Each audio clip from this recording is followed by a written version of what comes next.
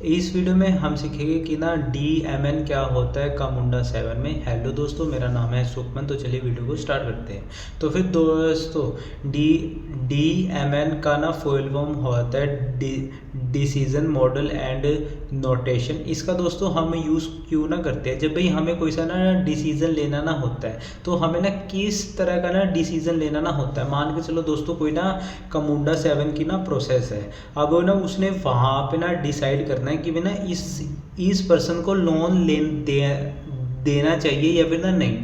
तो हम कैसे ना डिसाइड करेंगे, मतलब पहले तो हम बंदे की एज ना देखेंगे। अगर भाई बंदे की एज 25 से ना ऊपर है और भाई यूएस का ना सिविल स्कोर 800 से ना ज़्यादा है और भाई यूएस की ना सैलरी ना 1 लाख से ना ज़्यादा है तो उसको लोन ना दे दो। या फिर एक बंदा है जिसकी एज 25 साल से कम है, उसका ना सिविल स्कोर 750 से ना ज़्यादा है और भाई उसकी सैलरी महीने की 70,000 से ना ज़्यादा है तो उसको भी लोन दे दो। वरना कोई सा भी बंदा आए, जो उनसा भी कॉम्बिनेशन बैठे, उसको आपने लोन नहीं ना देना। तो अब आप बोलोगे ये काम तो आप BPMN से भी कर ना सकते हो। तो हाँ दोस्तों, आप ना BPMN में भी ऐसा ना कोड या फिर लॉजिक लगाना सकते हो कि ना एज इतनी है तो भाई उसको वहाँ पे भेज दो, उससे एज कम है तो वहाँ पे भेज दो। उसके बाद सिविल स्कोर है तो उसे आगे आगे भेज दो, सिविल स्कोर है तो इधर भेज दो। उसके बाद सैलरी इतनी है, उधर भेज दो, इधर भेज दो। आप ये BPMN से भी करना सकते हो, लेकिन ये BPMN में बहुत ज़्यादा कॉम्प्लेक्स होना जाएगा। कॉम्प्लेक्स का मेरा ना मतलब है वहाँ पे डायग्राम बहुत ही ज़्यादा ना टफ होना जाएगा, समझने में बहुत ज़्यादा ना मुश्किल आएगी। तो फिर दोस्तों उसको ही ये ना प्रॉब्लम ख़त्म करने के लिए DMN आता है। DMN में आप ना ये वाली चीज़ बहुत ही ईजिली कॉन्फ़िगर करना सकते हो। तो फिर चलो दोस्तों कंप्यूटर स्क्रीन पे और मैं आपको एक एग्जांपल से समझाता हूँ। तो फिर दोस्तों आप मेरे कंप्यूटर स्क्रीन पे आगे हो गए, तो यहाँ पे जाके मैं फाइल में जाता हूँ, न्यू में, और यहाँ पे जाके DMN आपने ना सेलेक्ट ना करना है और एक कामुंडा 7 का होना ना चाहिए। तो फिर दोस्तों यहाँ पे आपके सामने एक कुछ खुला होगा। आप सोच रहे हो यार ये क्या खुल गया है। तो पहले तो मैं इसे सेंटर पे लेके आता हूँ और सबसे पहले तो आप नामकरण करना दीजिए, जैसे DRD और ID।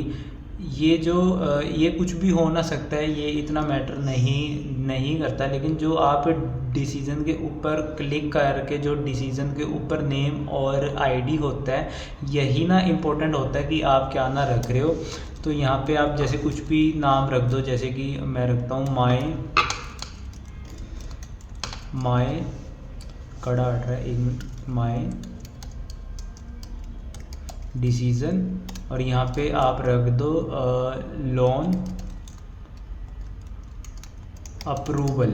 ठीक है दोस्तों, और फिर उसके बाद आपने डिसीज़न के ऊपर क्लिक करा था और आपने माई डिसीज़न रख दिया और आपने ID दे दी लोन अप्रूवल। इसके बाद आपने क्लीन अप में जाना है और लाइफ टू लिव में और टाइम टू लिव में करना है P30D, मतलब कि 30 दिनों के लिए। इसके बाद आपने इसके ऊपर ये जो बन रखा है, ये बक्सा सा, मतलब बक्से के अंदर बक्सा, इसके ऊपर क्लिक करना है और मैंने यहाँ पे क्लिक कर दिया है। अब दोस्तों यहाँ पे कुछ डिसीज़न ना खुला है, तो इसका मतलब क्या होता है, यहाँ पे लिखा भी हुआ है वैन का मतलब है ये जो हट रहा है। वैन का मतलब है अगर ये हो तो ये हो, देन, मतलब कि अगर कंडीशन ये वाली मैट होए तो फिर उसके बाद आपने ये ना करना है।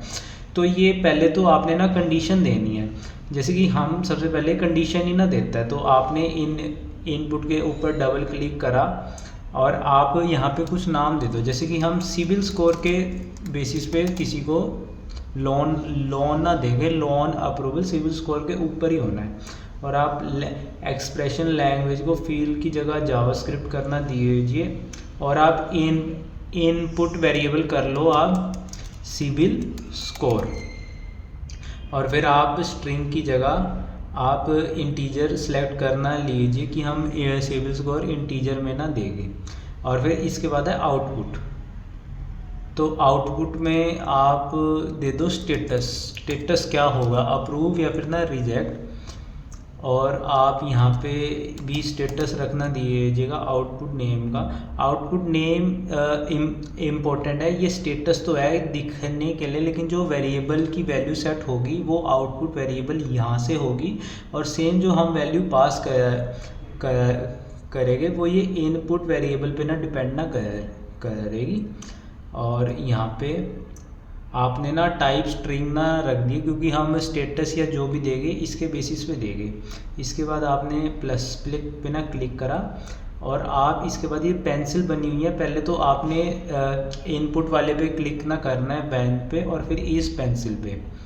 इसके बाद आप कंपैरिजन करोगे। कंपैरिजन किस तरह के भी कर सकते हैं हम इंटीजर में, less than, greater than, equals to, less than, greater than, equal greater than, या फिर इक्वल्स।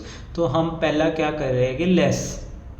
ठीक है जी, तो हमने लेस करा, और लेस कितना होना ना चाहिए, मान के चलो बंदे का सिविल स्कोर 700 है, तो हम उसको लोन देंगे नहीं, और हम क्या स्टेटस पास कर देंगे, मैंने पहले इस पे क्लिक करा, उसके बाद पेंसिल पे, और यहाँ पे आप स्ट्रिंग की वैल्यू सेट कर दो कि लोन क्या कहते हैं, मतलब अप्रूव और रिजेक्ट। हमने लोन कर दिया रिजेक्ट। इसके बाद आपने प्लस पे क्लिक करा।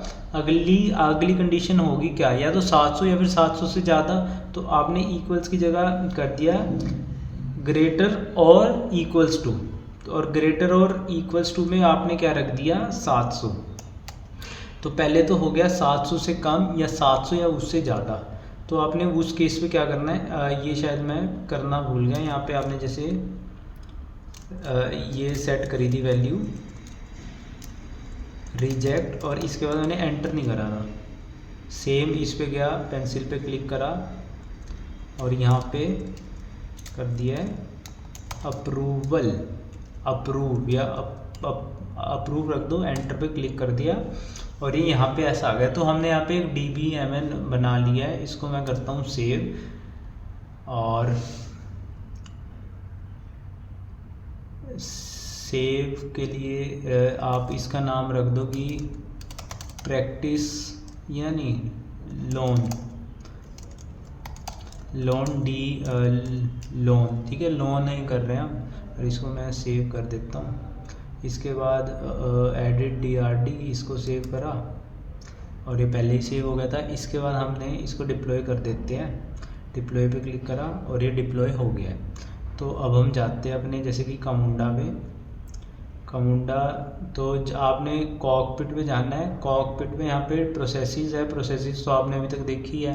अब हम ना डिसीजंस देख रहे हैं, तो ये ना डिसीजंस में दिखेगा, हमने इसका नाम रखा था माय डिसीजन। हम चेक भी कर लेते क्या रखा था, सॉरी, एडिट DRD। आपने इस बक्से पे क्लिक करा, और फिर इसके बाद जो नेम है ये यहाँ पे इम्पोर्टेंट है, ये वाला इम्पोर्टेंट नहीं है, जो वैसे डेफिनेशंस खोलता है। डिसीजंस यहाँ पे इम्पोर्टेंट है, तो यहाँ पे माय डिसीजन है, और यहाँ पे IDB लोन अप्रूवल आ रही है। तो आप यहाँ पे देख सकते हो डिसीजंस पे बक्से पे ना क्लिक करके कि हमने लोन अप्रूवल दिया था, और यहाँ पे ये टेबल बन के भी आ गया कि जब 700 से कम है तो रिजेक्ट कर दो, 700 से ज़्यादा है या 700 के इक्वल है तो उसे लोन दे दो, अप्रूव कर दो। अब आप बोलोगे इसे हम चलाएंगे कैसे, वैसे तो हम टास्क लिस्ट पे जाके BPMN को चलाते थे, लेकिन हम DMN को कैसे ना चलाएंगे, तो हम इसे टास्क लिस्ट से नहीं ना चलाते। इसे ना चलाने के दो तरीके होते हैं। एक मैं तरीका इस वीडियो में ना बताऊंगा, और एक फ्यूचर वाली वीडियो में बताऊंगा, जो फ्यूचर में मैं 1-2 वीडियोस और लेके आऊँगा DMN के बारे में, क्योंकि इसमें सारी की सारी चीज़ें कवर नहीं हो पाएगी। तो फिर दोस्तों एक तो तरीका होता है REST APIs का, जो हमने पुरानी वीडियोस में भी यूज़ करा है। तो ये मैंने बुक मार्क ही करना रखा है, और ये खुलना गया है। इसके बाद इसका लिंक आपको नीचे डिस्क्रिप्शन में भी मिलना जाएगा। इस वाले लिंक को ना ढूंढना पता नहीं मुश्किल होता है, तो मैंने बुक मार्क ही कर रखा है। तो आपने साइड में जाना है, और हम क्या करेंगे, यहाँ पे डिसीजन ढूंढना है आपने, डिसीजन डेफिनेशन। तो दोस्तों ये रहा डिसीजन डेफिनेशंस, हमें इसी पे ही काम ना कर रहे हैं। इसके बाद हमने इसे ना चलाना है, मतलब कि इवेल्युएट करना है। तो हम इवेल्युएट किसे करेंगे, इवेलुएट बाय की। तो ये दोस्तों लिखा आ रहा है कि आप इसे कैसे चलाना सकते हो। ये तो पोस्ट रिक्वेस्ट है और इसका URL ऐसा है कि पहले तो आपने डिसीजन डेफिनेशन देना है, उसके बाद की लिखना है और फिर आपने प्रोसेस की ना देनी है, उसके बाद आपने इवेलुएट करना है और फिर इसको बंद करते हैं। और आपने पेलोड ऐसे पास ना करना है कि आपने वेरिएबल्स पास करने हैं जो यूज़ करे हैं, वो इसका वैल्यू उसकी टाइप जितने भी वेरिएबल्स हैं आपने पास करने हैं। तो मैं इसको कॉपी करना लेता हूँ, ऐसे यहाँ से कॉपी नहीं हो रहा तो कोई ना, हम देख के भी लिख लेंगे। पर ना मैंने पोस्टमैन में ये पहले से ही डालना रखा है। ये जैसे कि अब मैं पर आपको डिलीट करके सारा का सारा फिर से डाल के ना दिखाता हूँ। तो फिर दोस्तों यहाँ तक तो सेम होता है HTTP localhost/इंजन रेस्ट। और फिर इसके बाद इन्होंने बता रखा है कि ना डिसीजन डेफिनेशन लिखना है। तो आपने डिसीजन डेफिनेशन, उसके बाद उसके बाद इसकी की मतलब कि जो आप यहाँ पे यूज़ कर रहे हो, मतलब कि डिसीजन हम लोन अप्रूवल यूज़ कर रहे हैं और आपने वो ऐसे पास करना देना है। उसके बाद है इवेलुएट पास कर दिया है और ये पोस्ट रिक्वेस्ट है, मैंने पोस्ट सेलेक्ट भी करना रखी है। इसके बाद ये कह रहे हैं कि आपने ऐसे पेलोड पास करना है। तो मैं इसको कॉपी करता हूँ और मैं इसको डिलीट करता हूँ क्योंकि मैं स्क्रैच से आपको सिखाना चाहता हूँ कि कैसे करते हैं। तो यहाँ पे वेरिएबल्स आ रहे हैं बहुत सारे, लेकिन हमें एक ही वेरिएबल का ना यूज़ करना है। तो आप सेकंड वाला वेरिएबल तो रिमूव कर दो और हम क्या वेरिएबल यूज़ कर रहे हैं उसका नाम हमने क्या रखा था, सिविल स्कोर ना रखा था। तो सिविल स्कोर, उसका टाइप क्या है, टाइप है इंटीजर, हमने इंटीजर ना सेट करा था।